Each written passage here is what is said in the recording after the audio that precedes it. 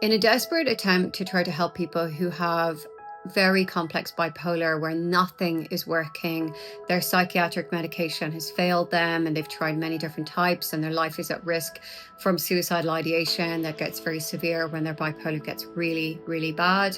I have been on a journey where I've been looking for better information.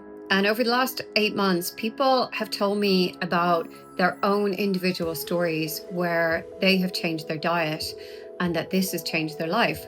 So people have presented me with information related to metabolic psychiatry. When I looked at the research, there just simply wasn't enough information there. And while I would sometimes mention this information to people, I would have to say, but I just don't know enough, and we just don't have enough research. We don't have enough information. So it was really interesting when I watched Dr. Mark Hyman's podcast episode on this today, where he interviews Dr. Campbell, who tells us about his personal story of having bipolar and where a ketogenic diet has completely changed his life and completely changed his symptoms, where the nervous system overload that he would experience actually calms down and he experiences clarity and he experiences more positive well-being in a very significant way.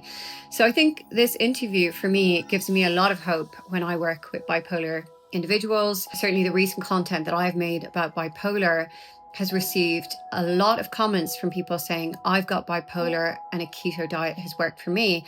And I was really taken back by the volume of those comments. I was surprised by it because it was almost like people had no other comment to make apart from keto diet is what's working.